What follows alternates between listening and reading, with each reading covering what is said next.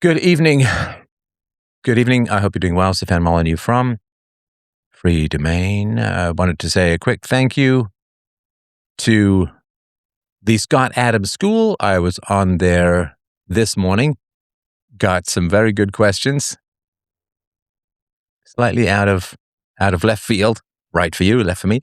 Slightly out of left field, which was good questions, though. I had posted something about Erica Kirk, and I was asked about it, which was good. So I got to talk about that. We had very interesting discussions. I hope that you'll check it out. Scott Adams Show. For donors, you can get the audio and at least the video of me on the show at freedomain.com/locals or freedomain.locals.com or freedomain.com/donate. If you subscribe, you can get all of that. Shop.freedomain.com. I've opened up the call-in shows to more hours. People are finding it a bit restrictive, so I'm opening it up to more hours to serve you, the listener and the watcher and the thinker and the viewer. So you can go to freedomain.com/call if you would like to schedule a call-in show. And you tell me, do you want to rant? Do you want to submit questions? Of course, on X, you are more than welcome to request a conversation. Whatever is on your mind, I am thrilled and happy to accommodate. But I certainly have some thoughts about the war. The war. Rant always. Do not instigate. Okay, instigate. Instigate away. Why not? Okay. This war, to me, the war in Iran, has a special kind of agony. I've had a kind of bounce around relationship with Christianity, as you know, over the past 5 or 6 years. Been to a lot of churches, met a lot of very nice Christians, had lots of great conversations. But this shit is bad. Yeah, this is bad.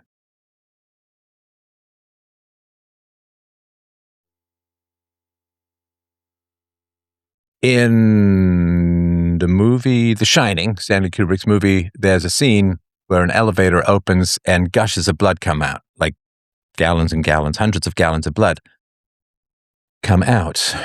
And this is like the portal of superstition through which human beings are ground into a warlike hamburger. Children are fried alive, buildings collapse, people choke on endless blowing tsunamis of concrete dust. And there's no rising up of the Iranian people. There was apparently before, when we were told tens of thousands of Iranian protesters have been killed by their own government. I don't know whether that's true or not. I don't know if anything's true. I doubt anything is true. The first casualty of war, of course, is the truth. But I said before the war started, I said, Christians, for all the good that you've done in the world, you own this war. It's yours. You own it. You have made it. It is your war. Because it comes entirely about because of superstition. Fuck superstition. Fuck superstition. It is eschatological end times bullshit that has started this war. And it's on the Christians. It's on the Christians. I posted this on X today. If you subtract this homicidal end times Christian superstition, subtract that, what is the support for war in America? Honestly, the left doesn't want it. The atheist right doesn't want it. It is the religious right that wants it. It's all about no borders. No borders in America and other countries when the left is in power. No borders for Iran and other countries when the right is in power, the religious right. And I'm sick of it. I am absolutely repulsed, revolted, disgusted, and feel endless heights of enlightenment revulsion for this superstition that is driving this war. There was a Trump administrator who said sort of very clearly today that Iran never posed a threat to America. Never posed a threat to America.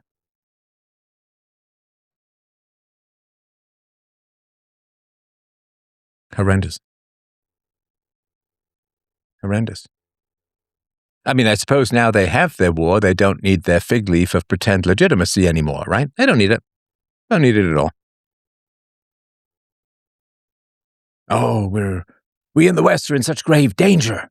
They have weapons of mass destruction, rockets capable of reaching across the oceans, which somehow we can't see ahead of time or figure out that they're coming or anything like that. Nothing. Nothing.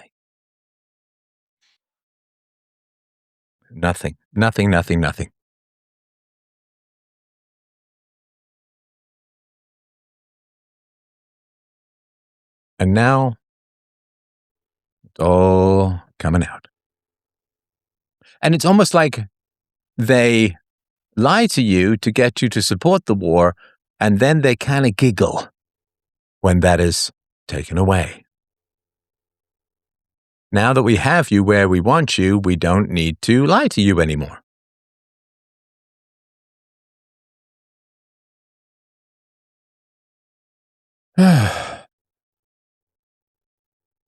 It was Caroline Leavitt. Leavitt. Yes, style. Press secretary. She was complaining about some ABC News story. She says, this post and story should be immediately retracted by ABC News for providing false information to intentionally alarm the American people. They wrote this based on one email that was sent to local law enforcement in California about a single unverified tip. The email even states the tip was based on unverified intelligence, yet ABC News left out this critical fact in their story. Why? To be clear, no such threat from Iran to our homeland exists, and it never did. And this is because ABC News reported, is it yesterday? No, 2 days ago. The FBI has warned police departments in California that Iran wants to retaliate for American attacks by launching offensive drones against the West Coast, according to an alert reviewed by ABC News. Now they're saying no drones. But of course, if you are attacked and you're being bombed, of course what you will do is you will strike the country that is attacking you. Why are no attacks occurring? Because, as we know, no attacks were imminent.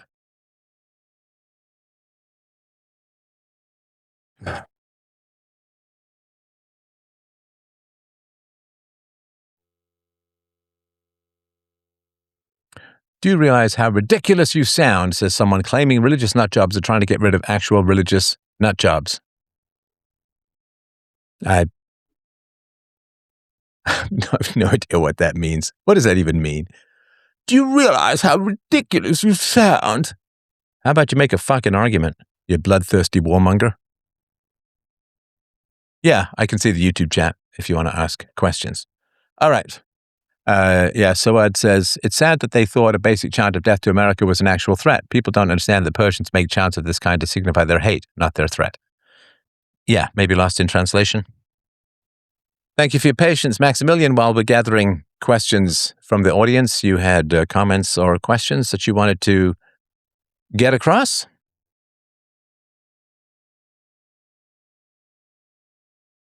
Don't forget to unmute. Oh, thanks, man. Actually awesome to speak to. Been a long time listener. All the way back learning about objectivist philosophy over 14 years ago. Been a huge ride. So thank you very much for everything that you've ever done. This Iran war is pretty crazy. Clearly, in my opinion, it doesn't seem to benefit Trump in any way, shape, or form.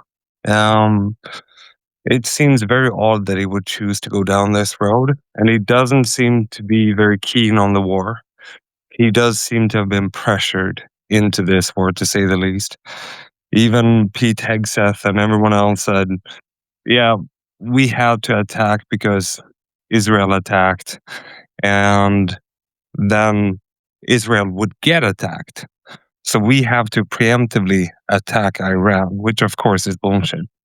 But in my opinion, like, clearly this is not, they're not in control here. Trump is not actually in control. There are people behind the scenes. So I, yeah, we can call it Zionists in America, Christians in America who have superstitions, but the American people is against it.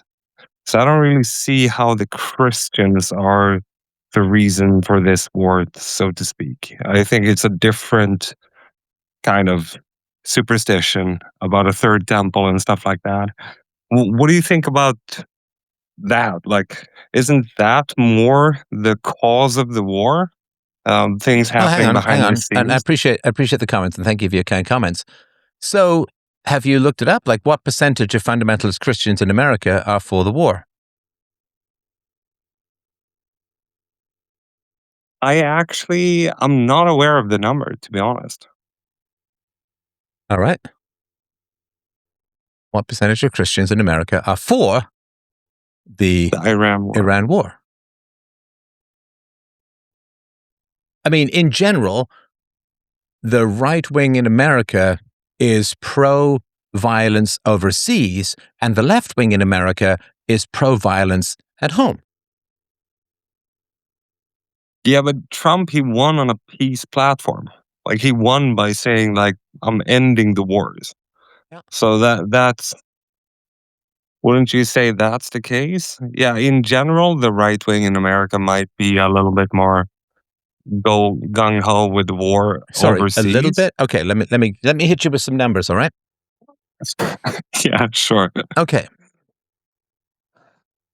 Support is heavily partisan. Republicans largely back the war, 75% to 85% in various polls, while Democrats overwhelmingly oppose the war, 80 to 90%.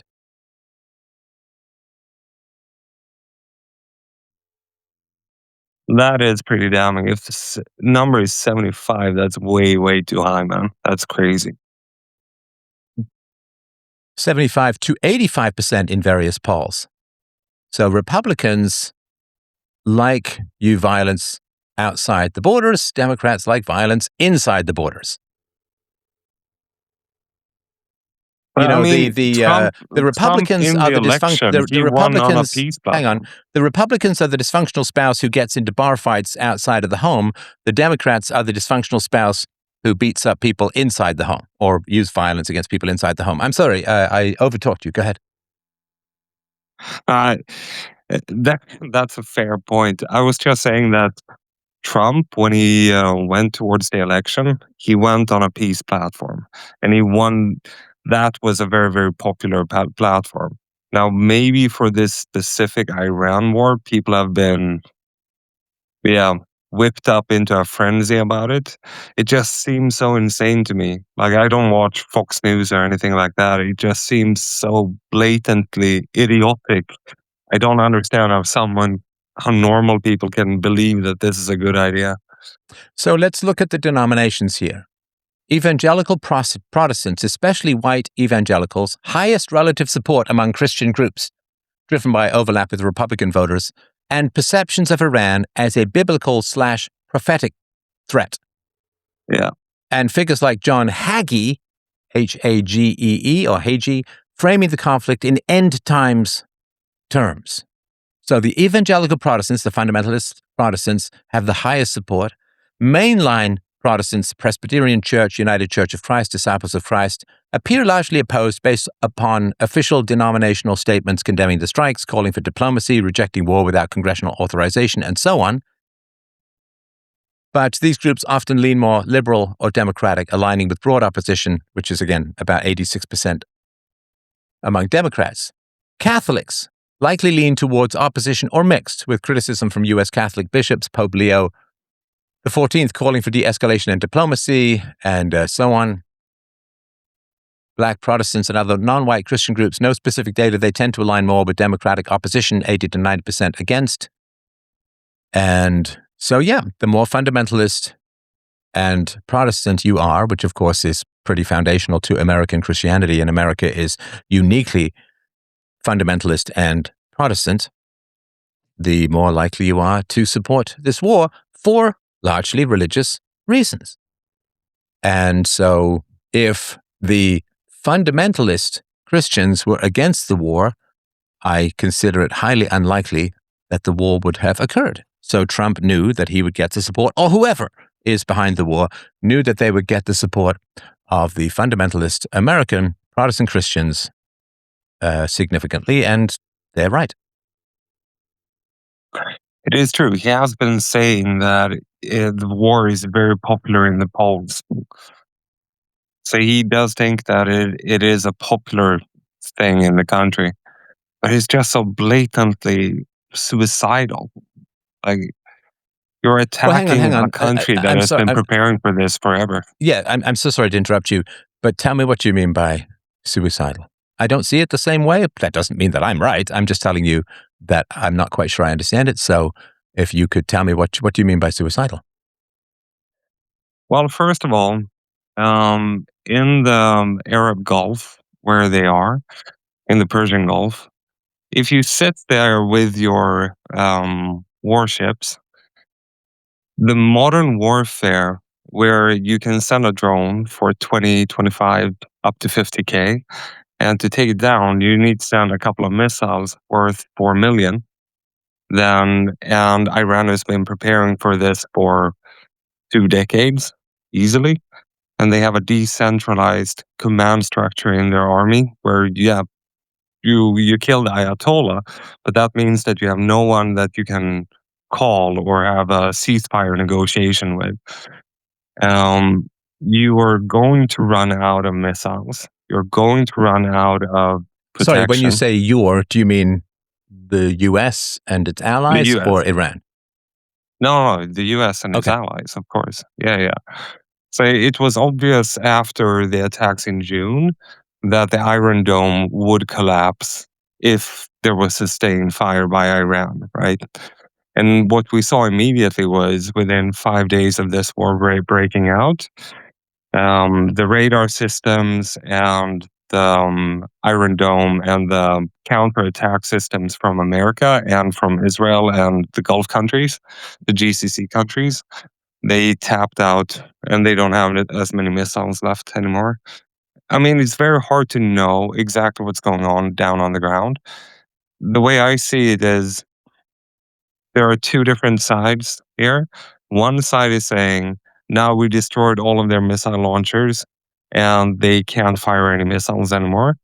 And the other side is saying, no, we still have missile launchers, Iran that is, and we keep bombing you. And looking at what happened in Tel Aviv over the last couple of days, it does look like Iran is probably still having launchers. And therefore, attacking Iran is suicidal. But this belief that they're creating the end times is a suicidal belief from Israel, right? They want everyone to turn against them. So yeah, I think it's suicidal for America to do it because when they attack Iran now, and people see that they lose their THAAD systems, they lose all of their countermeasures. Now they're pulling back the THAAD systems from South Korea and putting it in Israel. It means North Korea could attack South Korea right now. It means China could take Taiwan and nobody could do anything about it. Russia could go and take Ukraine now and nobody could do anything about it because, well, everyone has moved their arms into the Middle East and they've blown up all their countermeasures. So, yeah, I think it's pretty suicidal for America. And now they close down Okay, on the hang street. on. So You have again, Yemen. I'm not sure what you mean by suicidal. You mean you think that they'll lose? Yeah. Okay, Yeah. that's not the same as suicidal. I mean, America lost Vietnam. That doesn't mean that America ceased to exist. So you could say I bad think it's strategy, bad suicidal war. But for. Oh, go ahead. no, go ahead. Sorry. Yeah, I think it's suicidal for Trump's uh, election chances. If he loses the midterm, he's probably gonna get impeached, probably successfully. And when it comes to America as a global power, I think it's very difficult for them to like keep the role of the world police after if they lose a battle like this, because this is like the what's it called, the naked emperor, the emperor is naked kind of type of moment, you know, the way I see it at least. And uh yeah, I think we're looking at going from a monopolar world politics to a multipolar system But why, I where mean, why would this be any the calm different? world Yeah. doesn't have a full control of everything anymore. Well, I mean, why would this be any different than America's failures in, say, Afghanistan, right? 20 years, trillions of dollars to replace the Taliban, but the Taliban is not British Empire levels of conquest. And they left a whole bunch of weaponry behind, billions of dollars worth of weaponry behind, and they're still paying, I think, the Taliban. I mean, how is that complete humiliation, as far as I can see?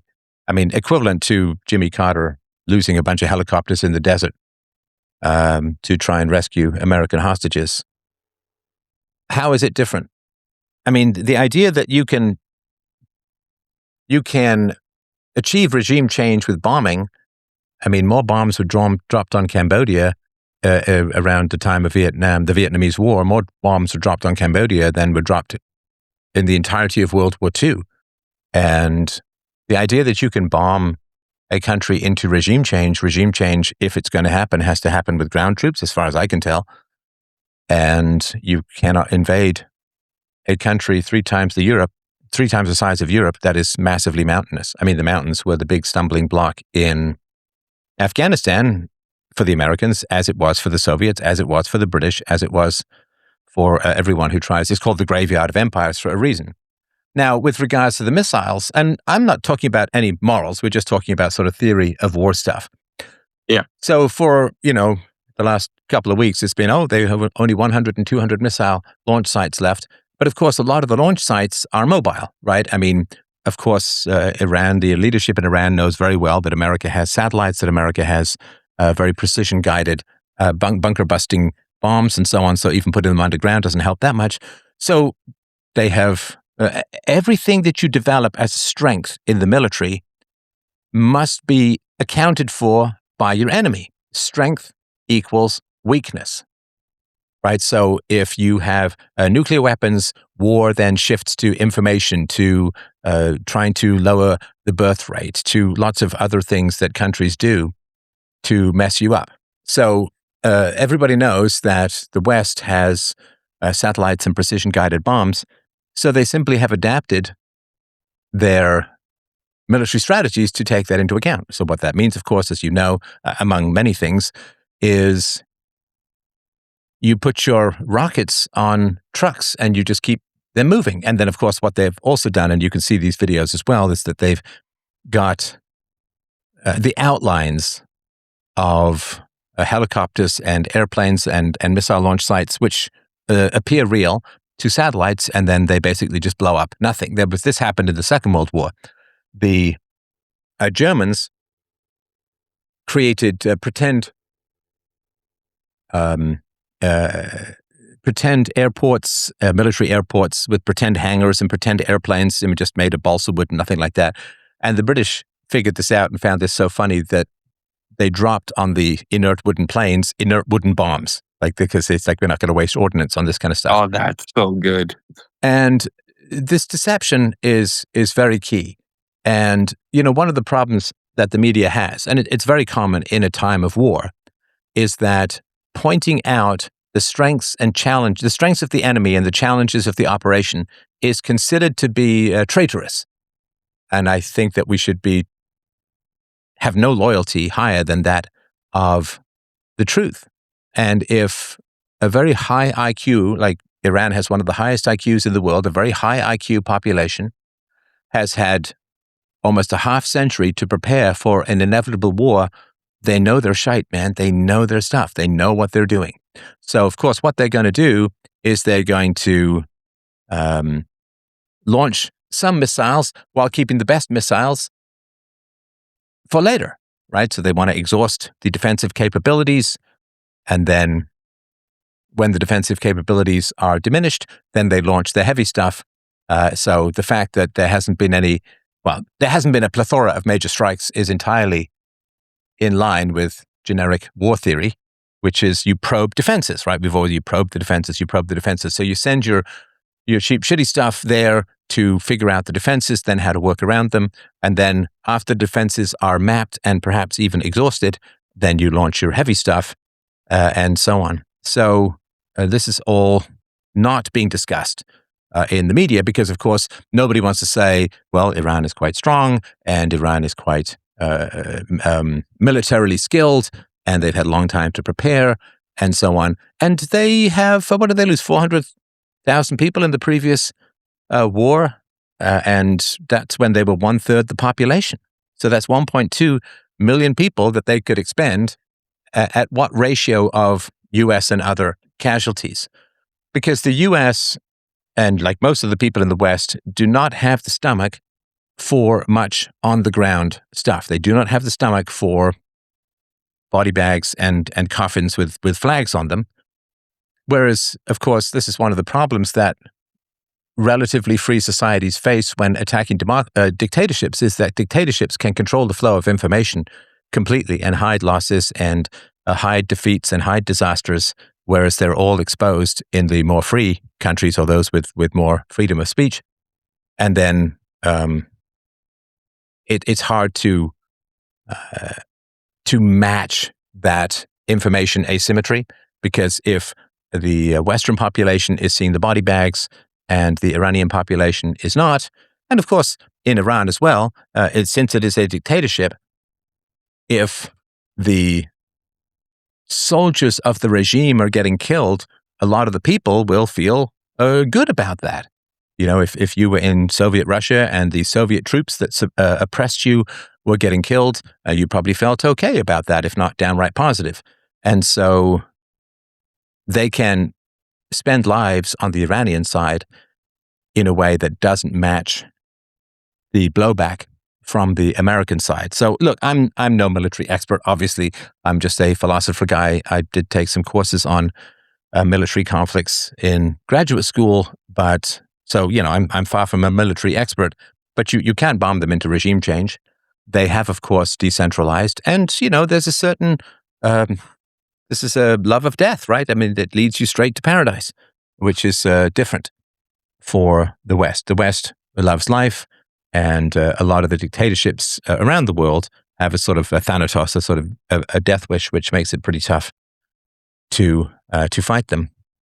And as you rightly point out, and this is the same thing that brought down the economy of the Soviet Union, was the war in Afghanistan, where you have a $25 million plane that's taken down by a $20,000 Stinger missile. And those asymmetries of expenses is wild. And of course, you have also a fifth column of there are hundreds of thousands of Iranians in America. And of course, a lot of them fled the regime. They're not fans of the regime, but not all. This invade everyone, invite everyone, invade everyone, invite everyone. It doesn't really make any particular sense from a rational standpoint. So then the question is, of course, why? Why is there the push for war? And there is, of course, there are key biblical end times prophecies. The Bible mentions Persia, Iran, and Elam, an ancient region overlapping modern Iran, in several prophetic contexts. This is from Brock. These are seen by many as pointing to Iran's role in the latter days or end times.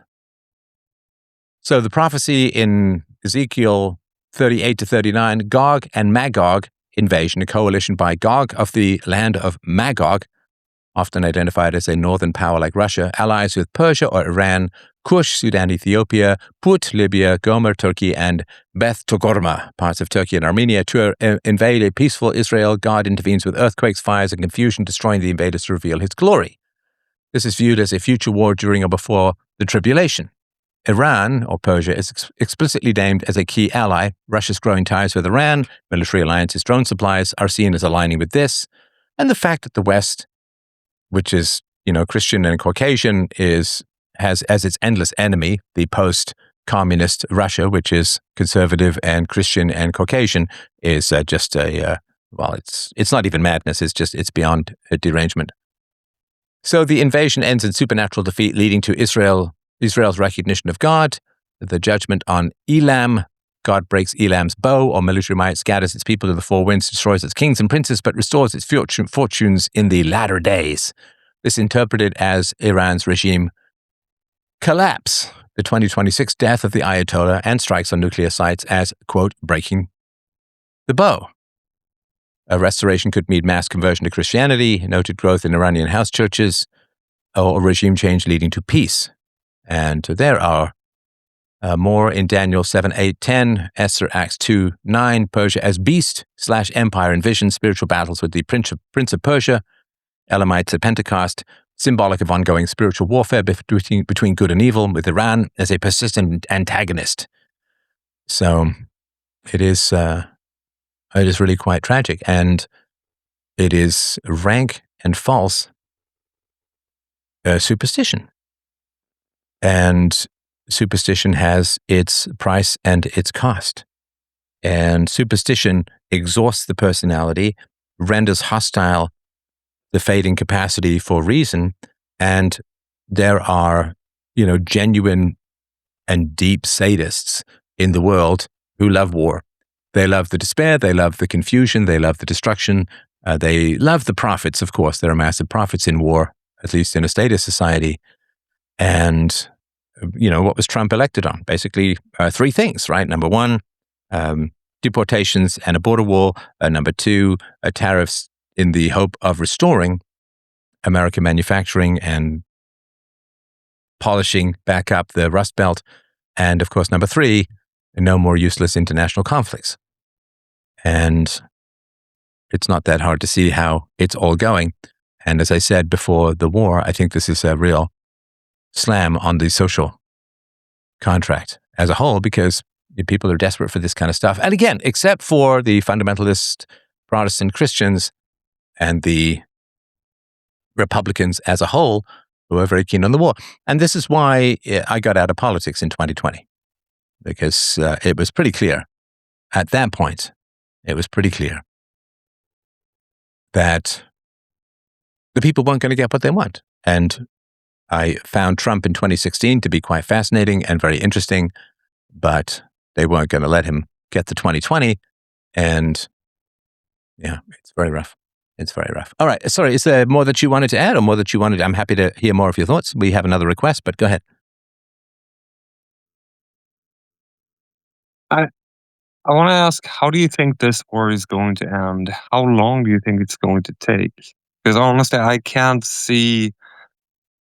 It's a very difficult situation because on the one hand, I think Trump actually desperately wants to get out of it. And also maybe Netanyahu isn't here anymore.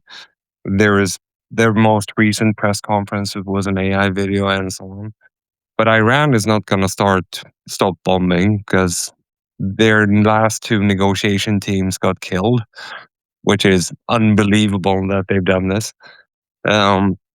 So they're going to keep on going. And the only thing that they are going to accept is that America completely backs out of the Arab area and leave their army bases from the GCC countries. Seems very unlikely. So it's hard to see for me how this conflict is going to end. Second question that I would have that is on a very different thing is the evangelical Christians in America.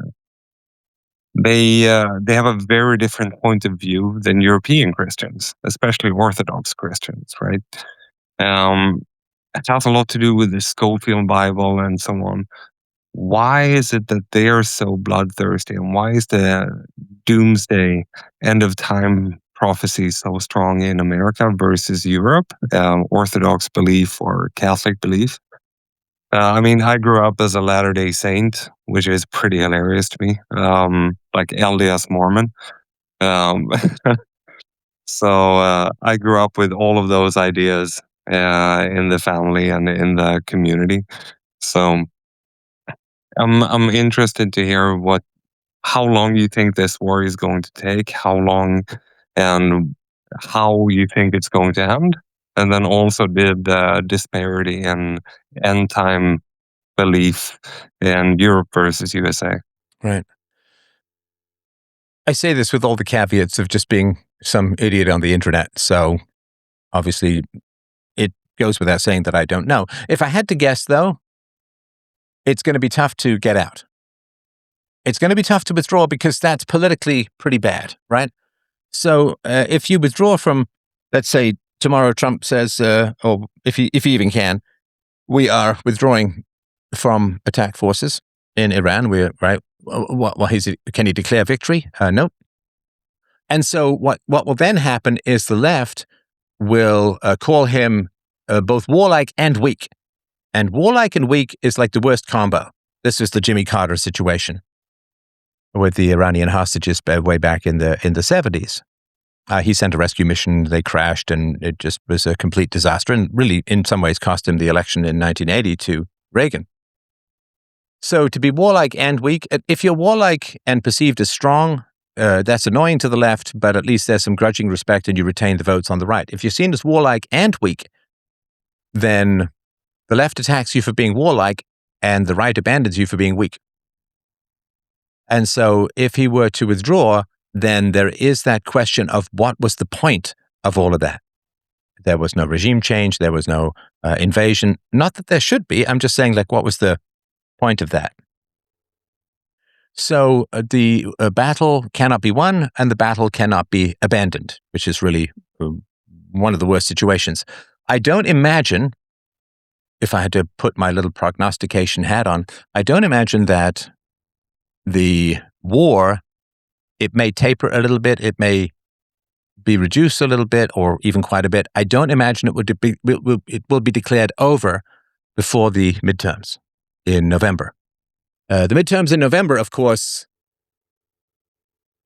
the left has gone so far left and is so sort of aggressive and hostile to anything on the right that you're never going to convert any of them. You're never going to win any of them over. And so as the Republicans, what is the only way to retain your voter base? And that is to continue with a war that is very popular among the fundamentalists. Now, if they say, well, we can negotiate something, then people will say, well, if you could negotiate something, why didn't you?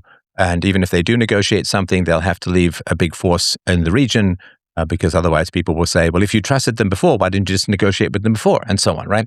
So it is, it's this old sort of ferocious analogy that one of the founding fathers had about, we've got a wolf by the ears. He can't bite us. We can't let him go. And I think that kind of paralysis is really difficult in politics. It's a whole lot easier to get into a fight than it is to get out of a fight. Like, it's a whole lot easier, Hatfield and McCoy's, right? It's a whole lot easier to just go beat up someone than it is to get out of the sort of endless tidal wave blowback and so on. It seems to me quite likely that there will be an attack somewhere in the West that will be directly traceable, which will cause an escalation. And the worse that attack, the harder it's going to be to withdraw because now there's that punishment thing and so on. No, they're not going to nuke Iran. No, this turned the Middle East into a parking lot. That's all just silly fantasies. It's not a thing. So I think it's going to go on in this sort of bumpy, uneven, not particularly engaged way through the midterms. You don't change a horse midstream and so on. So I imagine that it's going to be at least, till the midterm, like 8 months, 7-8 months. So it's going to go on along with that. I wouldn't be surprised if the Republicans manage to hang on through the midterms. Then I think the war will diminish. Of course, if the Democrats get in, they will betray everyone in the region. That's what they do with their power, is they use it to betray everyone who's formerly an ally. So I think it will be a while. No, they're not. They're not going to nuke Iran. They're not going to nuke Iran. They're not. I don't know where people would get that idea from. I mean, for just about any number of reasons. I mean, they're not. I mean, they might use depleted uranium shells as they did in Iraq, but they're not going to nuke Iran. The fallout, the drifting, the moral horror, the boycotts, the end of the US dollar, they're not going to nuke Iran because everybody will simply boycott all American businesses and the dollar will collapse. And the fallout will drift and affect hundreds of thousands or millions of people. They're not going to do that. So I don't know why people come up with these kinds of ideas, but does that help? I mean, again, this is just my, a doctor with a flashlight shows you where the projections come from, but that's my sort of thoughts. Okay. Well, I think if they back out, if he would retreat, he would have to leave the army bases from the GCC. And that would be very perilous for the petrodollar. And because right now they have massive influence in the Middle East because they have army bases everywhere and they have huge weapon deals and probably some Epstein stuff going on with all the people in the Middle East. And if Iran is able to drive them out, a lot of these countries will probably turn against America. So it's a very tough situation. And I mean, Iran still has what, 80,000, 120,000 missiles to send towards the GCC countries Now, and how would Israel. they estimate that? I don't know where that number. I'm sure you're right. I just don't know where the number would come from. I don't know 100%, but I've seen it everywhere that it's between 80 and 120,000. Hmm. I don't know for sure, of course. I think nobody can know for sure. But I've seen that number on both sides reported. So we can't know for sure, but if both American media and Eastern media is saying it, then it's a high probability of being true. But then there is also just a unit economics of they can produce these missiles and drones very, very cheaply.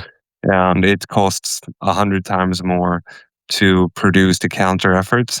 And also, the counter efforts are kind of depleted. They were already depleted from the Ukraine war and then the barrage in June. So I think America and Israel, they simply don't have that many missiles left. So I don't think they can sustain protection for that long. And then they can't sit with their aircraft hangars in the Persian Gulf. And so I don't see how they can sustain this warfare for until the midterms. I understand the logical reason for why it would drag out like that, but this is not an Afghanistan. Like Iran is way too strong. Well, And sorry to I, interrupt, I but saw they you don't. post this before. Yeah, sorry Uh, to interrupt, but they yeah, don't actually have to sustain it. They just have to not quit, right? They could just lower the amount yeah. of rockets. They could say they're doing other things and so on. And I just looked up Iran's. So they would just do less, right, over time, Yeah. and still claim, right? Iran entered the war, according to Grok, with 2,000 to 3,000 usable ballistic missiles, focus on short and medium range. Ongoing strikes have depleted this significantly, likely to under 50% effective capacity by mid-March. Launches, not just missiles, remain the primary bottleneck, limiting sustained barrages despite any remaining inventory. So, of course, nobody knows for sure. I'm not sure where this, 100,000 or whatever might come from, but the estimates are quite low. But again, it's the fog of war. Who knows? Who knows for sure? It is the fog of war. And I have to say something. I've never seen censorship to the level that I've seen right now with this Right. conflict. So normally we have some kind of idea of what's going on, but the fog of war has never been this dense as with this conflict, as far as I've seen it, especially on X. Maybe it's because I live in France, but like I'm not seeing anything on the timeline except just a few Twitter handles posting some stuff. But in the first days, it was nonstop, and then it kind of died out. So it seems like they done crazy censorship on this one, especially Grok. There are many things that have been verified to be true, and then afterwards seen to be true, and Grok is just saying nope, nope, nope, following the the narrative from the department in America. I mean, they do have some pretty significant deals between SpaceX and the government, and then XAI and the government. So I wouldn't expect that to be an unbiased observer. Yeah, But who knows? I don't know. And we may never know. Knows, we may never know the truth of what happened, right? Yeah. All right. Well, I appreciate your questions and comments, and thank you for being such a long-term listener. That is much appreciated. Jeff, I think you were in first. If you wanted to tell me what is... Oh, did he go? Did he go? I think he may have went. All right. So, Sir Cheddar, let us give it a shot. If you want to unmute, I'm happy to hear your thoughts about this or whatever is on your mind. Hello, can you hear me? Yes, sir. Hi. Yeah, I have a different kind of question. I believe it's philosophical. It's about values as a category. Sounds good. I have. Let's see. I'm having a tough time like understanding values with certainty. Like I'm starting to really like know and identify it. Like someone claims they value, let's say, truth, and truth can be. I believe it can be a value as well. Then if in a moment of like obvious falsehood, and maybe let's say in this example, it's an easy like thing to correct me on. If they don't correct me, then they probably don't value truth as much as they say. Is that fair to say?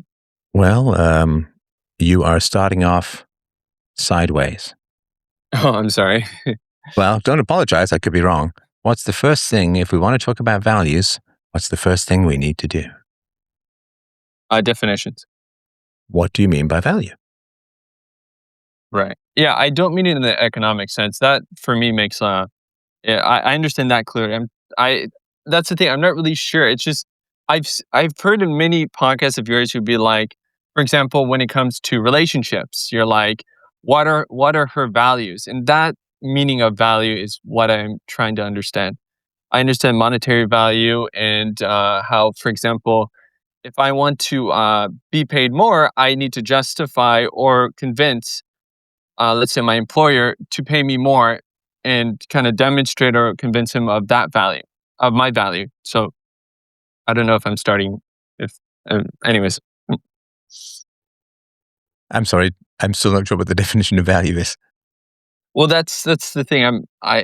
There's this particular definition of value that I don't know. I don't really know well enough even to like I'm having a hard time describe it. But the example I gave earlier is in call-in shows, you'll emphasize its importance when you're dating, that the woman you're dating has compatible values. That's the definition I'm trying to figure out. So for me, values are an empirical preference.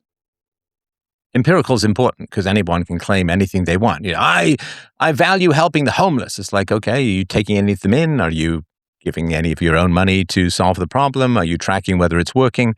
So there are claimed values, which are mostly value signaling, pompous nonsense, and there are revealed values, right? Uh-huh. So there are what women say they want, or men, and it's what they actually respond to, right? So the survey just came out recently. What is it you're looking for the most in a romantic relationship? And people have all of this nonsense, compatibility, a sense of humor, blah, blah, blah, blah, blah. But it turns out that the actual preference is that they're good at sex, which, I get that. Being good at sex is also value-based in that you're not selfish and you want the other person to have a good time and you're willing to take your time and so on. And so there are some moral values, or at least empathy or kindness values involved in being a good sexual partner. So values to me are empirical preferences. So when I say, go on a date, make sure your values match, then you at least have a stated goal that is necessary but not sufficient for the relationship to progress. So if you say to a woman on a date, I value honesty, and she says, oh, yes, so do I, that's great. Then at least she's saying, now, of course, most people are going to say all the right things. I value kindness, and I value charity, and I value taking care of people, and I value honesty and directness and openness and blah, blah, blah. So they'll say all of this stuff. And then what do you do if the woman says that she shares values that you admire? What's the next step?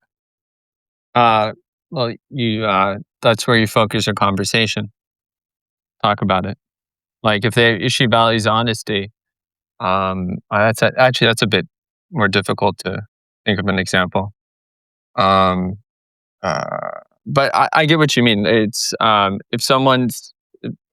if they're going to tell you they value something, then okay, let's say honesty. Woman says, yeah. I value honesty. What's the next thing you do? I'm not sure. I'm sorry. I'm a bit stumped. Well, you find out if it's true. And it's only true if it's empirically manifested in her life. So, for instance, a woman says, I value honesty. And then you say, how's your relationship with your mother? And she says, oh, my mother drives me crazy, blah, blah, blah, blah, blah. Then what do you say? Right. Then what do you ask? I would ask, how come, what does she do? Like, okay, let's say she says she comes up with a list of 5 things that drive her crazy about her mother, and she values honesty. What do you say? And what do you ask next? I would say to her, why haven't you talked to her more about it? You don't know if she's talked to her or not. What do you ask? Right. Have you talked to her about this? Like, have you been honest? She's telling me. Yeah, have you been honest with her about what you just told me? I value honesty. Have you been honest?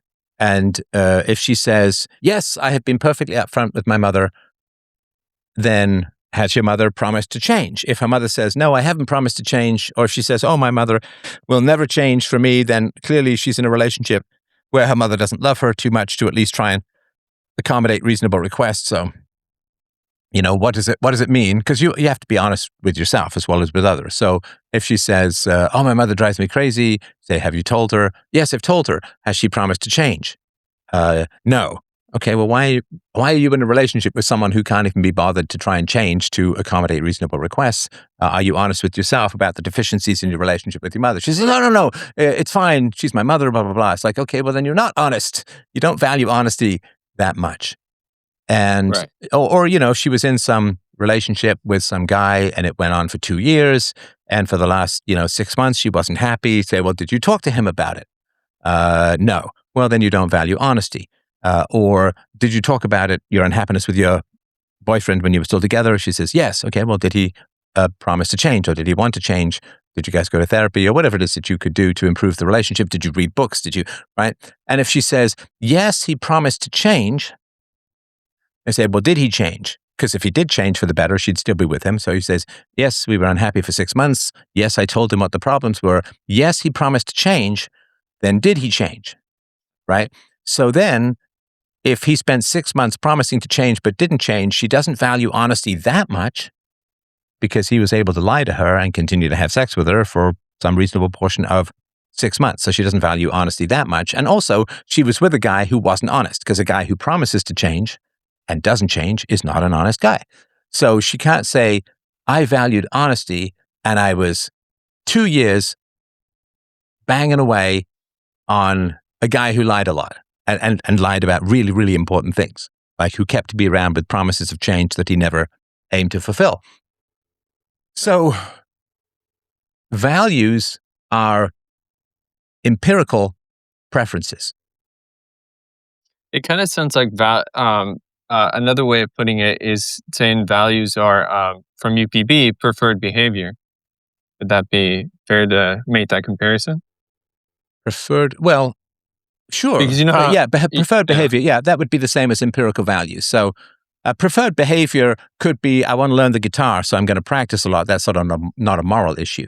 But with regards to moral values, anyone can say anything, right? Anyone can say anything. Anyone on a first date can say, I have $10 million. I just kind of dress down because I don't want people choosing me for my money, right? Now, I guess you could ask the person to whip out fire up their banking app and show you the $10 million or something like that, right? Right. But if somebody makes a claim, then at some point it has to be verified because anyone can say anything, right? And I was actually talking with someone the other day about this issue that comes up on these kinds of call-ins where somebody says they're being sort of manipulative and they say, well, I didn't mean to, which again is very female coded. Women have to read. I've seen that. Yeah. Women have to read intentions. Men read actions, right? So if you're on Right. have you ever been on a team sport? Yes. What have you played? I played soccer. I wasn't good at it, but I played it for a long time. So were you the worst player on the team? Almost. I guess I was. I mean, either I was the worst or the second worst. I wasn't too good. I would get too nervous and I would just stare and not like engage in the, like the ball is moving, you need to move with it. I was pretty bad at that. I just stared at the ball. Okay, so during games, you would not during occasionally, practice. you would occasionally get the ball, you'd kick it at the net, and you'd miss, or it would be easily caught by the goalie, right? Or I would fail to pass it, and then you lose control of the ball, and that's a big deal. Yeah, so you try to pass it to, I played a lot of soccer, so you try to pass it to a teammate, it gets easily intercepted by the opposing team, right? Exactly. Okay, now, if you try to pass a ball to Bob, and then Jack from the opposing team easily intercepts it and scores on you, and you say, but my intention was to pass well, does that mean anything to your teammates? No, it means it's actually frankly worse. Well, I mean, but everybody assumes that you meant to pass well. You weren't passing to the other team. You weren't passing to Jack. So if you go hunting, like you and I go hunting, and let's say I've got one bad eye, and I say, give me the spear. I can do it, man. I can do it. And then I throw the spear and I hit the tree right in front of me because I'm half blind, right? They say, well, no, I meant to hit the deer. It's like, well, of course you meant to hit the deer. The question is not whether you mean to. The question is, can you and do you? So women have to read intentions because a man can say to a woman, hey, baby, let's get it on. Let's make the greasy beast with two backs. And trust me, I'll marry you next week. And then he has sex with her, maybe knocks her up, and then vanishes into the ether. So she has to be able to read intentions very, very much because men will lie to get access to sex and so on. So women have to read intentions, but men only read results. We only care really fundamentally, foundationally about results. Intentions are accepted and they don't really matter, right? Everybody who plays basketball wants to get the 3-point nothing but net, but whether you can actually do it. I'm sorry, go ahead. Oh, I was going to add to with women's capacity to read intentions.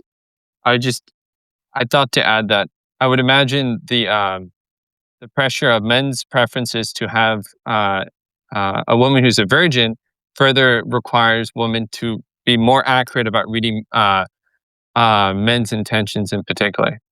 Yeah, I mean, as I mentioned in my presentation on the Wild West, a third of marriages in America in the 18th and 19th century, like a third of marriages, the woman was already pregnant. And you know that because you've got the marriage date and then you have the birth date. And if it's 6 or 7 months, then the woman was...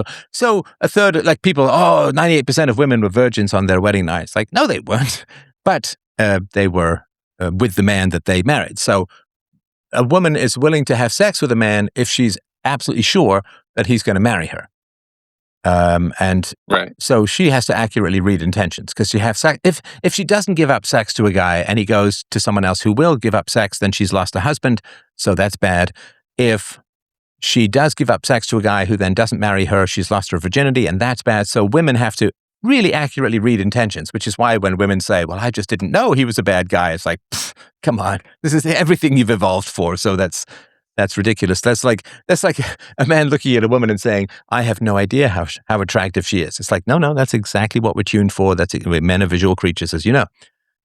So values are empirical preferences. So somebody says, I value honesty, then there's a few simple tests to ask if they have manifested empirically the value called honesty, right? If somebody says, I value a good listener, or say, oh, what's your father like? Oh, he doesn't listen. It's like, well, have you, like, so you look for empirical verifications, which is why if you have bad relationships in your life based upon abuse, exploitation, manipulation, whatever it is, and then you say, I value integrity and honesty and virtue and blah, blah, blah, blah, blah, then a woman of quality, to take the male example, a woman of quality will just look at that and say, no, you don't. Like, I have a lot of sympathy, but like empirically, you don't. It's like some guy saying, I value being a healthy weight and I value being strong and muscular, and he's 300 pounds of lard, right? Like, you just have to look at the guy, right? And say, no, you don't. Empirically, you don't. It's kind of silly. Right. If somebody's smoking away saying, I'm an expert at quitting smoking and it's really important to quit smoking, and they just keep smoking, right? There was an old movie, Billy Joel did the soundtrack, and oh gosh, what was his name? The short actor from Goodfellas. Nothing's coming to mind. Anyway, he was like, hey, I can quit smoking anytime. And he puts a cigarette out and then just immediately picks up another one, right? Says it's easy, right? I think Danny DeVito, but it's not that guy. Joe Pesci, that's the guy, Joe Pesci. Sorry, everyone's going nuts on the chat here. Joe Pesci. Ute. So yeah, values are empirical, consistent preferences. And if somebody values honesty and they say, oh, I really value honesty. Like, I remember 17 years ago, I was honest. I remember that. I remember as clear as day. Well, then they don't really value honesty because there has to be some kind of consistency. So values are empirical preferences, and they're easily testable in conversation. Right. No, that's actually super clear. Now I have it in my mind now. It's very clear, and I appreciate that. I wanted to ask if there is time. Like, I wanted to ask a question about virtue. Is that? Of course, yeah. I mean, I'm the virtue guy, so let's do it. It's kind of similar, like I said, with values. Like, this kind of like the basic definition, like you said earlier, with values, it's empirical preferences. And it seems to me that values can be, I mean, not values, I'm sorry, to go to virtue, virtues seem to, they from what I understand with virtues, they are empirical. But like, it seems as though virtues is within the category of values, and I'm trying to see if that's correct or if I'm miscategorizing virtues. Yeah, so virtues are in the category of values. They're a subcategory of values, because you can have a value like eat well and exercise and be a serial killer, right? So you can have values that are entirely co-joined with decidedly evil actions. So, okay, yeah. Yeah, so you can value expertise in hunting humans or something, right? So values are simply empirical preferences. They could be good or evil or neutral. Sorry, go ahead. So it's almost like virtues are values that cannot contradict each other. Like, if you're going to be this virtue, you can't do the opposite of that virtue. Yeah, so virtues are universally preferable behavior. And I'll give you sort of an example, which would be a con man. Now, a con man, does he want you to tell him the truth? No. Try again. Oh, I'm sorry. Yeah, right. Yes. The con man wants his mark, his victims. His victim to thank you. His victim to be as honest as possible and give him as much information as possible, so that he can create an effective strategy. Yeah. So the con man values honesty in his victim. Does the con man provide honesty to the victim? No. Right. Or at least very little. Well, just enough to rope you in and so on, right? So, I mean, if you look at the classic Ponzi scheme, if somebody who's the victim says, I'm going to give you $5,000, then the con man wants the victim to be honest about that and give him the $5,000 and so on. But then the con man takes money from the next people who give him $5,000, use it to pay off a dividend to the previous people without telling them that. He says, no, I invested the company. He doesn't say, I invested your money. He doesn't say, no, I'm just getting new people and flowing the money to the old people and keeping a portion to myself. And so that is where the immorality comes in. If the thief steals from you, is he respecting your property rights? No. No. Does the thief want to keep what he has stolen? In other words, would the thief be upset if someone stole from him that which he had stolen from others? Yeah, he would be quite upset. Right. So, morality is when you pretend to have a virtue that is universal, but you do not actually have a virtue that is universal. In fact, it's quite opposite. So there are some con men, and I guess an even more obvious example is a woman is in some lonely country road, and her car is halfway in the ditch, or is sagging. Maybe it's one flat tire, and she's crying, and so the man stops, tries to help her out. She hits him over the head with a tire iron and steals his kidneys. Right. So she is pretending to be.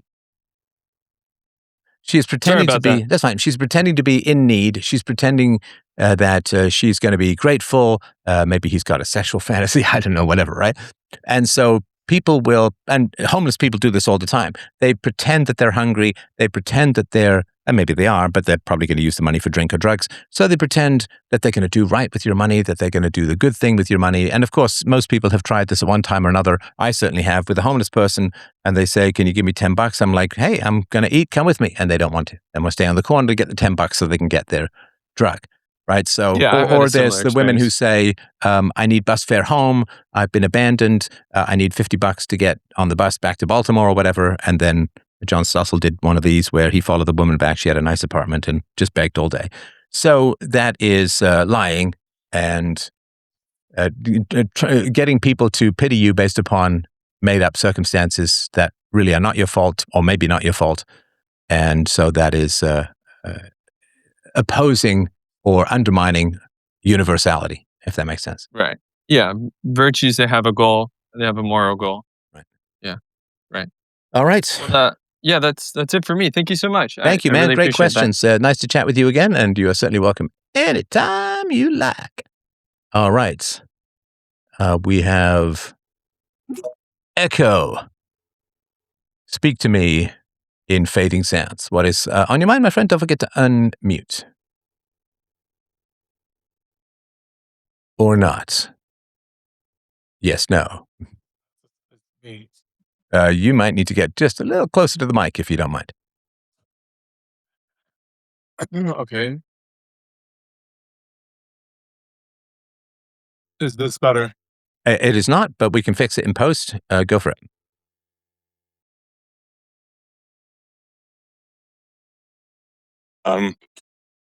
Hopefully. There we go. Okay, But what's on your mind? It's about politics. I just had this really simple idea pop in my head, and it's like, why don't political parties have a contractual based relation with their members? Has this ever been done? Obviously, it's a naive to think that it be done, but I've never heard any arguments for it or against it. So what I'm describing is a political party where the representatives are in a legal contract with the sort of regular members. So the regular members can vote out the representatives if they have, let's say, a 70% threshold vote to vote them out. They're not representing them in the way that most of the people would want to. Okay, sorry, it's very abstract. Do you mind giving me a more particular example? Yeah, sure. So let's say you have a political party that's sort of supposed to be right wing, but then the party grows and they actually get into political power, and the representatives don't quite fulfill their tasks. For example, they don't propose the things that they're supposed to be proposing in Parliament. Can just look. Sorry to interrupt. We can just look at the woman Marodi or whatever her name is in Italy, who got in to deport and stop mass migration or mass immigration and then just completely reversed herself when she was in power. Do you mean something like that? Right, exactly. It's like because they sort of they can say the things and then do like I don't know 20% of what they're supposed to do, and sort of get away with it. Uh-huh. But what if? Why not just have a legal contract between the members of the party and the leaders, so that it's more like an actual job that they could get kicked out at any point, not every 4 years of an election cycle. Okay. Have you ever used an accountant? No. Okay. I assume it can be quite complicated to do your taxes, though, right? Sure, yeah. Okay. So accountants make hundreds of billions of dollars a year around the world helping people to comply with incredibly burdensome tax codes. Is that a fair statement? Yeah. Okay. Would you expect accountants and organizations of accountants, the sort of regulatory bodies, the governing bodies of accountants, would you expect them to spend a lot of time, effort, energy, and money to simplify the tax code, to put in a flat tax, thus rendering their services unimportant or irrelevant? No, I don't suppose they would be for it. No. No, in fact, they would fight against it with everything they had, because if there was a magical flat tax, like whatever you got, you just paid 10%, right? And by the cost of the Iraq War would eliminate the income tax in America for anyone making $150,000 or less. But anyway, the Iran War, sorry. So accountants profit from the complexity of the tax code, just as lawyers profit from the complexity of the legal code. And so the people who profit from complexity and need complexity to justify their money, most businesses pay a lot to accountants. And if you've ever been involved in legal action, you can read about it. I mean, look at people like Alex Jones or Roger Stone or people like that. I mean, the legal bills can be, or General Flynn, the legal bills can be in the millions of dollars, right? The legal bills can be completely eye-watering. And that's because the legal system is complex and opaque and amateurs, as the old saying goes, if you represent yourself, then you have a fool for a client. So systems don't do that which removes their own profit and power, if that makes sense. So why would the government want direct and immediate accountability to the voters, to their customers? Because if they wanted direct accountability to their customers, they'd open up a restaurant or a warehouse or, I don't know, a power washing business or a landscaping business or something where you would get that kind of immediate feedback. You do a bad job, you get fired. So people run to the government because they don't want that relationship. They specifically do not want that relationship. If you are a private tutor, you can be fired. If you are a government teacher, it's almost impossible to fire you. So people who become government teachers do that because they don't want to be fired. And the entire system is set up to prevent accountability. I mean, if you vote for a politician, you have no contract with that politician, of course, right? And so if the politician doesn't do what you want, you can't even call him up and get mad at him because he's going to say, well, I don't even know if you voted for me because the voting is anonymous to me, right? So you have no contract with politicians, and that's by design. There was a woman in Canada, Sheila Copps. I think she was MPP from Hamilton, and way back in the day when they were putting in the GST, or rather shifting the GST from manufacturing to the customer, which bumped up added another 8% to your purchase price. She said, I'll quit if this goes through. And then it went through, and she ended up quitting and then being reelected right away. So that was sort of unusual. But people go into the government because they don't want accountability. And so the idea that people in the government are going to work towards providing or creating accountability to me is kind of like saying, well, I'm expecting all of the accountants and lawyers in the world tomorrow to start feverishly working towards simplifying the tax code and the legal code so that their services aren't required and they don't get to make their $250,000 to $500,000 a year. Yeah, I hear that. I guess this would only work in a supposedly right-wing party because the members would at least want this type of thing. In a lefty party, they sort of wouldn't. They would want more government anyways, right? Well, no, but you But can't just go into government and get rid of government. I mean, Trump tried. I mean, the whole Department of Government Efficiency, the Doge thing, right? You can't just go into government and get rid of government. I mean, a lot of government spending is mandated, like it's illegal to cut it. In particular, Medicare, Medicaid, most of Social Security, and like 2/3 of the budget or whatever is completely untouchable. And then anytime you try to touch anybody's budget, they go completely apeshit, and they get their allies in the media to say things are going to be completely disastrous if this budget get cuts. Even $1, children are going to starve. And you remember this when they cut some government spending, and they said it's responsible for 200,000 deaths, and everybody freaks out and panics and so on. So you are up against severely entrenched, legally protected budgets and all the panic in the known universe. And, all they have to do is find one person who's crying. Unfortunately, we live in a very hyper-feminized, hyper-emotional cultural environment. So if you're going to cut some department, all you need to do is get some woman who's crying because she just bought a house and now she's been fired, and where her kid's going to live, and she's crying, and then, all of the wombs in the known universe implode and screech and demand that you restore the funding, and it's all very silly and emotional.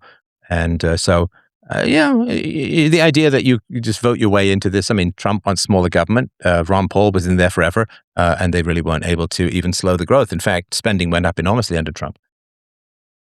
that's kind of my point, though, is like you circumvent the voting process by going straight into tapping into the power of the actual party, which the party is only like. So because I'm in a smaller European country, this party that I'm talking about is currently, you know, less than 10,000 members, let's say. So that's like a small amount of people, and there is no it's not the government. Like they're going to get into power, but it's not the government. I don't know And what you so mean when you say it's not the government. Oh, you mean your party is not the government? Yeah, because they're not actually in power right now, but they're going to be in like a couple of years. So when you do these contracts, that seems more private than government to me. Well, and I agree with you. It'd be nice to have the people who had power and authority over you subject to the free market, but you're just never going to get that from the government. I mean, things may come and go, and Trump was, of course, the last pitch to keep the American empire from collapsing, or at least America. And if you want, and I agree with you that we want accountability from those who have power over us, but the only way to do that is to have voluntary free market transactions, which is why I'm an anarcho-capitalist or an ANCAP or a voluntarist or whatever you want to call it.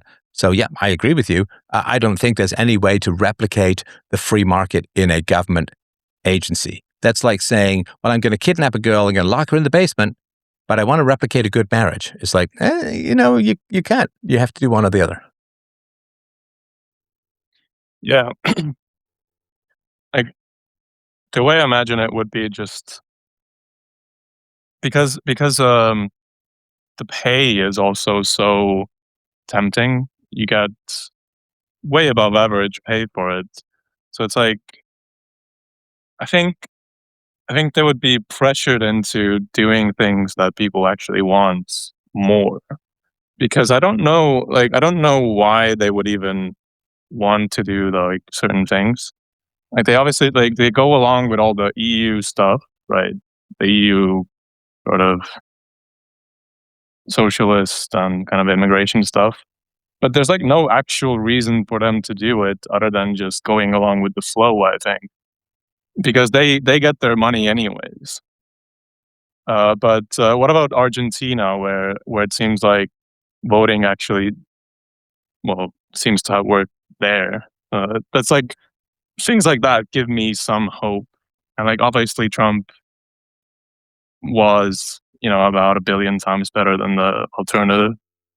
Yeah, listen, I mean, I appreciate what you're saying. I don't believe it's going to work. And so I I think political analysis is interesting, but I focus on the peaceful parenting stuff, on the personal relationship stuff. That's where you can actually achieve some good in the world. But, saying, well, I wish, why doesn't the government do the opposite of everything the government is designed for? And why don't the people in the government do the opposite of every reason they got into the government for? I think it's just a waste of time. I mean, no disrespect. I like the idea. I think it's kind of cool and interesting, but it's like, wouldn't tennis be fun to play if gravity were the opposite of it? It's like, well, I guess, but, we only have the gravity that we have. So if I were in your shoes, and, this is certainly what I've done, is to focus more on people's personal freedoms, having a wish list for reforming government is probably not going to achieve much in the world. And of course, also the other thing too is that when people get into power, the sort of secret powers that be, whoever they are, they go through everyone's search history and they go through everyone's emails and they go through everyone's family and look up old girlfriends. And there was that the guy who was going to be on the Supreme Court. They went back to some teenage thing where he was supposed to have attacked some girl, but fortunately he had a calendar, said he wasn't there. Incredibly lucky for him. But yeah, they'll just make up stuff. They'll just say you play ball, or we found some ex-girlfriend who is going to accuse you of something terrible, and so it just, whatever you come up with, that you have completely unscrupulous people with virtually infinite power and obviously no morals, and they'll just make you do whatever they want you to do. I assume. I mean, that's the only reason really to explain why politics goes the way it does, if that makes sense. Yeah, that makes sense.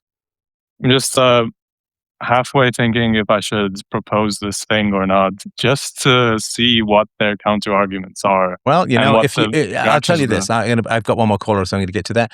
But I will tell you this, my friend, and I appreciate the question. It's very interesting. If you believe something can work, you should do it.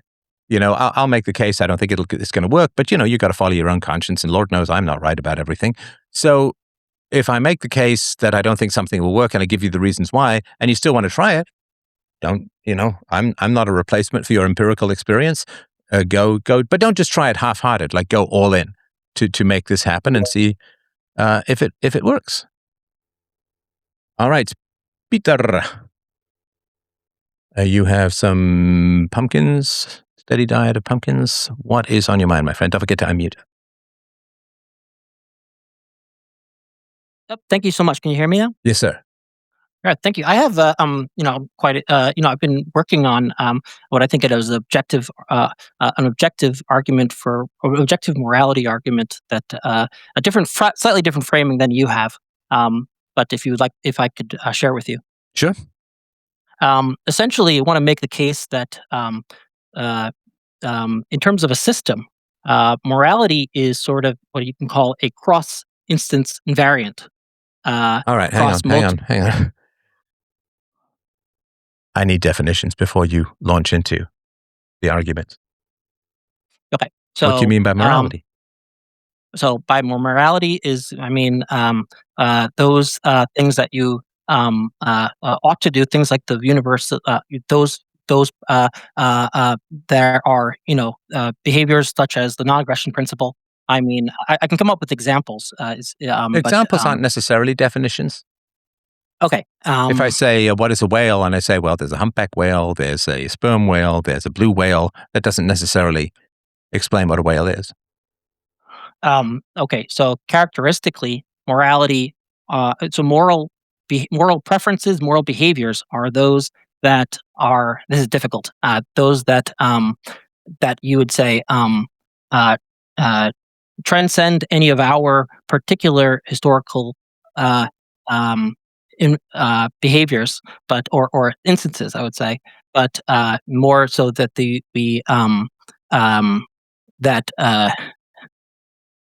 you're putting me in a corner here in terms of it. No, hang on, don't be mean. I'm not putting you in a corner. Hang on. I'm getting myself in a corner. Hang on. Yes. I'm not putting you in a corner. You said I have a proof of morality, which is great, but you understand, a lot of people use morality to mean very different things, right? Sure. So if you say I have a proof of X, I need to know what X means. So you use the word morality, I use the word morality. Some people think morality means equality of opportunity. Some people think it means equality of outcome. Some people think morality means the non-aggression principle. Other people think that morality is government programs to benefit the poor or whatever, right? So as far as morality goes, it How is about a sorry. it's a very different word. It's a very it's like a disco ball. Like it has so many different fragments, and everybody interprets it in a different way. So I'm not putting you in a corner. If you're going to, and I'm trying to help the audience and help me understand. And the last thing we want to do, if you say the number 2, I'm not going to ask you to define it because that's sort of an objective term. If you say a circle or a square or opposite angle theorem or the law of gravity, I'm not going to ask you to define those things because they're objective terms. But morality means many different things to many different religions and secularists and government agents and voluntarists. Morality all means different thing. For atheists, morality usually means in-group preferences of mutual help brought about by evolutionary forces or the principle of minimizing harm, whatever that means. For religious people, it means commandments of God, but of course there are 10,000 different gods which have 10,000 different commandments.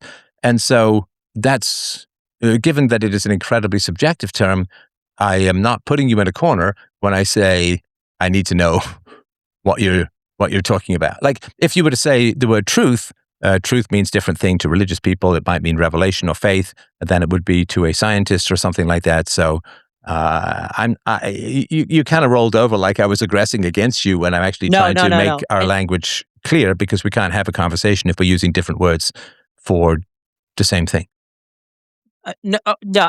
My apologies. I didn't. I shouldn't have said you. I'm getting myself in a corner. But in any case, what I meant better is we can use a fairly standard definition that I would agree with, is something like a principle that is you can distinguish between what is a right or wrong or good and bad. That is yeah. So those principles. Okay. So hang on. So that's maybe 20% of a definition. So right and wrong, good and bad. What is right and wrong and what is good and bad? How do you differentiate? Because if you say morality is a principle by which you tell this from its opposite, you understand that good, what is meant by morality generally means that which is good, that which is virtuous. That the good is vastly different from person to person, culture to culture, and religion to religion. So if you say, well, it helps you differentiate good from evil, it doesn't get us very far in terms of understanding, because for some people, what they define as good, I know is evil. For some people, what they define as evil, I know is good. And everybody has a different methodology for good and evil. Again, atheists would have it different from each of the religions, and each atheist would have it.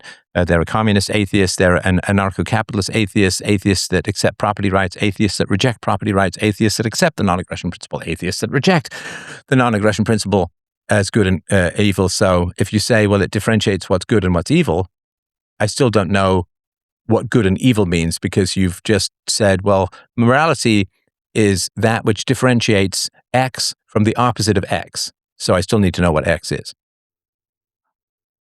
Right. So those which are good or bad, that I would say is invariant to many realizations of what we experience in this world. So we we're human beings. We have certain conditions of how we live in this world. We have certain constraints, and morality is those things that are good and bad, invariant, or across any sort of realization that we might experience in this particular world. Think of other scenarios we might have experienced. It is those principles that would transcend, or we would be able to see emerge be realized under any different rules. A good example would be, for example, an eye. Eyes or wings evolved over multiple iterations of our evolutionary history. Where, for example, like different, like bats and birds and butterflies, they've all sort of emerged very different, similar structures of wings. And in the same way, for example, things like the eye has been evolved in multiple ways, in a very similar way across the rules and the how we experience. It could be sort of a game theoretic way that we experience. All could be related to our evolution and us being humans and our constraints. This is something that would be invariant or emergent behavior. They transcendent would probably be better. It'd be a sort of a transcendence of our in that sense. So good is that which is emergent? No, that is which is so no. The moral principles are those good things that that transcend invariantly emerge out of multiple realizations of our world and our existence. Okay, if you could give me an example. So, so the example of one that's not moral, because it's easier that way, are, so for example, if I play a game of Monopoly, hundreds of times, there emerges probabilities of getting Park's Place it's not obvious from just rolling the dice many times what that emerging probability will be that this will occur. An emergent property, something that would be emergent, like mathematically, it's called an eigenvector.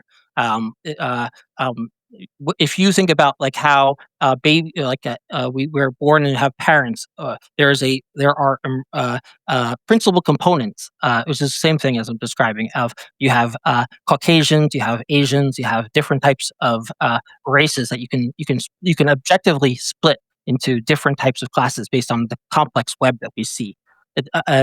For morality, this would be through different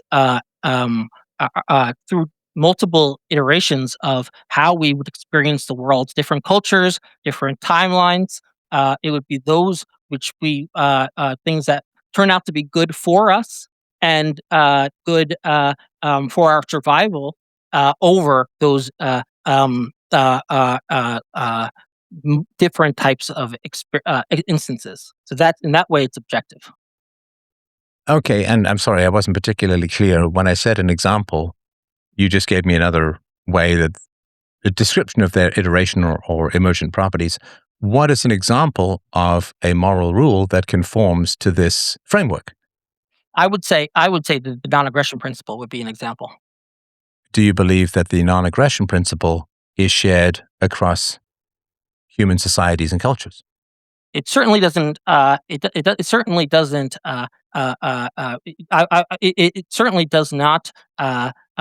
For those that who are capable of surviving, which do survive, I would say that it would. So obviously, people would. Okay, sorry. I hate to, because I know you've got this verbal tick, and I'm not trying to make you self-conscious of it, but the it makes it very hard to sort of follow. So, we're just having a convo here. Just, it's not like we've got a billion people watching. So, just take a deep breath, and I hate to sort of say, well, just calm down, right? But fair enough. we're just having it's hard to follow with the verbal ticks. So, would you say that you said that morality is that which emerges as good and useful for human society, aids in survival, and so on? And then the example you gave was the non-aggression principle. And so my question then was, if you say morality is that which is spontaneously emerges from society based upon what's good for the society, and the non-aggression principle is one of those, then we would expect that societies would respect the non-aggression principle, right? I would say those societies that end up persisting and surviving would obey the non-aggression principle. Okay, and which societies would those be?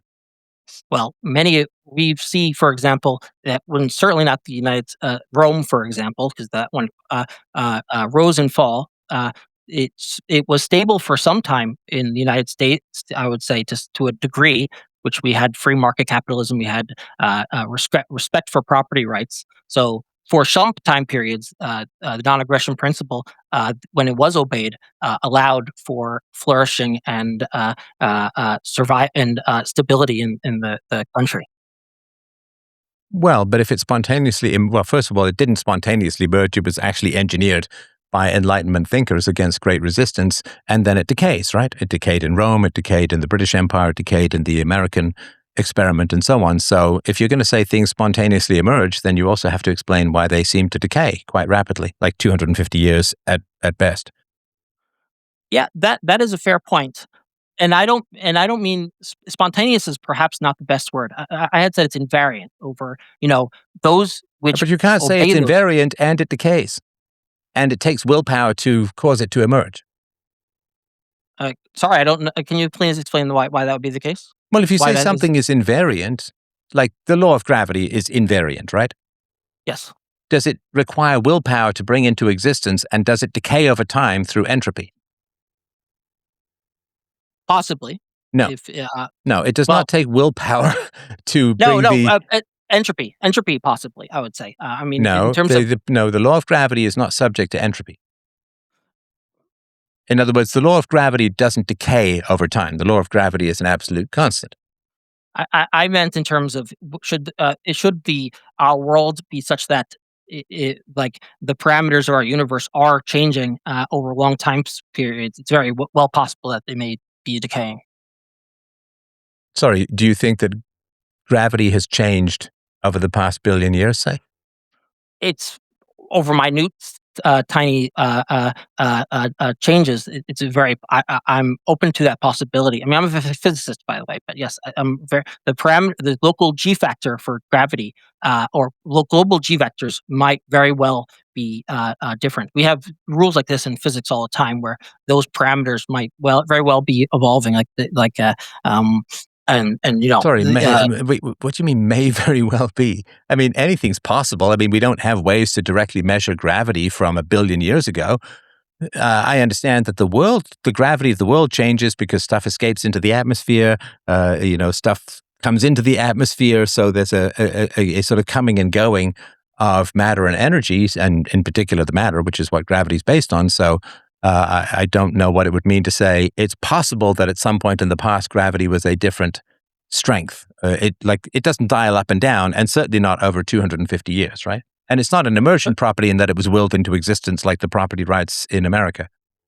I would say the gravity, for example, would emerge in the sense that we have a principle of just a g factor that is intrinsic to mass, and physically it emerges as the 1/r² law emerges as a result of it being the principles of mass and the principles of constants that persist, and it is an emergence of those certain basic rules. I'm not sure what you mean by emergent. Sorry, I'm not a physicist, so just be patient if you can. No, fair enough. And this is somewhat abstract than I would say, but something something that is emergent are those things that based on certain principles. So for example, you know, you have you have two interacting particles, and the rule might be that they interact. Any sort of interaction with them sort of is confined to one and the other. You have another principle. You have some sort of geometry that your world is constrained to. You're in a three-dimensional world, one dimension of time, and you have some interaction strength, which is G. And what comes from those basic properties, what if you do the derivation, what would come out of that, and I would say that would be emerge, would be the 1/r² law with the G m1 m2 over r². That's what I mean by emergence. You mean the mathematical formulas are derived from the observations of matter and energy? Yes. Oh, and G factor geometry, I would say, and but yes, broadly speaking, that's accurate, and that's emergent. Okay, but I'm not talking about the concepts. I'm talking about the actual force. Like Yes, gravity had to exist for us to exist, right? Because we wouldn't have planets or a solar system, or we wouldn't the atmosphere wouldn't stick to the planet. Neither would we. So gravity had to exist for the 14 plus billion years that the universe apparently has been around, and that gravitational force has been constant. Because if it wasn't constant, if it varied, then solar system formation and maintenance would be not possible. If gravity became less strong, we'd fly away from the sun. If it became more strong, we'd fall into the sun. So it has to be stable, right? Well, only for a short period of time have we had solar systems throughout our history. In the earlier instances of our universe, it's quite very possible that we had different G factor forces between particles, and which is why we could not have things like gravity between particles, and that's very much what we observe when we think about the Big Bang. We didn't have solar systems for many iterations, and then things stable down. I understand that solar systems require the aggregation of mass, and that doesn't happen for billions of years after the universe comes into being or whatever. But gravity has to be a constant. Otherwise, you can't get solar systems at all. It's no, you could have there's our theories and there are scenarios where you have a G factor, that gravitational factor. In the beginning of time, you have a slightly higher G factor in which things would not fall upon itself. But due to, for example, how space has evolved in terms of how it was expanded, its expansion rate, and how energy became particles, and you've developed mass over time. These things became more massive, like individual particles. Were not just, you didn't have just light. You started having real particles, real hydrogen particles. Mhm. That G factor then became a reality once things settled down. Once that G factor, that force. Well, no, hang came on, to a because the stable only value. way, sorry to interrupt, but the only way that I could understand that things would get larger is because of gravity. And even if we say, well, I guess you have to have stars in order to have light, because light is also, as Einstein sort of famously proved, was affected by gravity. But you could only get, hydrogen atoms colliding together. When two stick, then there's slightly higher chance that a third comes along, which means slightly higher chance that a fourth comes along. And so you get these aggregations of matter eventually becomes a solar system or a comet or an asteroid or something like that. But I again, forgive my rudimentary knowledge of these things, but there's no God with a dial for gravity, dialing it up or down. Gravity would have to remain a constant factor. Now, we could say prior to the Big Bang, I mean, that's a box of imagination, right? We don't know anything in particular Sure. about that. But with regards to once matter was out there in the universe, there's no, obviously, I don't think you believe that there's a God dialing up and down gravity, so there would be, it would be a constant. And certainly for the length of life on Earth, gravity has been constant, because otherwise creatures couldn't develop the ability to fly, or wouldn't know how strong their legs should have to be, and the atmosphere would be crushing them down or releasing them if somebody was dialing up and down gravity, or some factor was dialing up and down gravity. It has to be constant for life to develop, because life adapts to a particular level of gravity, and if that changes, then life has a very tough time surviving, and certainly wouldn't have done so if gravity was changing over the last 4 billion years, say. Again, correct me if I'm wrong, but that would be my understanding. And I would say that you're slightly wrong in the sense that it is for all intents purposes stable over our period of time. But imagine, for example, an exponential decay as an example, where you are plus some sort of constant, where the G force is very high or very low to begin with, and then you don't have stable particles and stable molecules sticking together gravitationally, and then over time it starts to decay, goes to a quote unquote stable state. It's still changing, maybe up to the 100th decimal point of the G factor. It's still coming to a stable point, but prior to that, it was not stable. But Okay, during hang this on. period of Sorry. time, Is there any evidence that gravity as a force changes strength? there are evidence for other coefficients of that are similar to gravity. That we have evidence for. Yeah, For we're talking example, about gravity, though. to be honest, I'm not a cosmologist. Now, neither of us are of course, what is it called? Gravitation, general relativity specialists. But Okay, I can ask Grok. I'm kind of curious, and I'm afraid my battery is down to 4%. I'm sorry, I forgot to charge my phone before this, but I'm sure we can finish up this part. Okay, is there any evidence? And this is not, like consulting the oracle at Delphi, right? Is there any evidence that the strength of gravity has changed over time? Not theories, because anything could be possible, right? Over time. I'm just curious because, this may or may not be an answer that I understand or don't understand.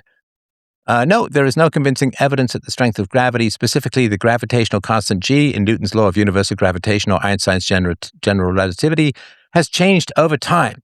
Extensive observations and experiments across multiple scales, from laboratory to cosmological, strongly support that g is constant. So, yes, within the time period that we've experienced in this a period of time in this finite time that we've experienced from hang on, what do you mean when finite solar time? Do you mean my lifetime? no, I mean the time of the solar system. Well, we haven't experienced the time of the solar system. No, I mean, okay, within the So when age of you our got to be precise with your language. When you say the time that we've experienced, you're talking about mortal experience. I haven't experienced what my ancestors or mudfish or salamanders or anything. So it's a little confusing to follow what you're saying when you say. Yeah, okay, fair enough. Okay, don't yell in my ear. I'm That's sorry. kind of rude. No, no, So apologies. it's just a little confusing when you say our experience. So.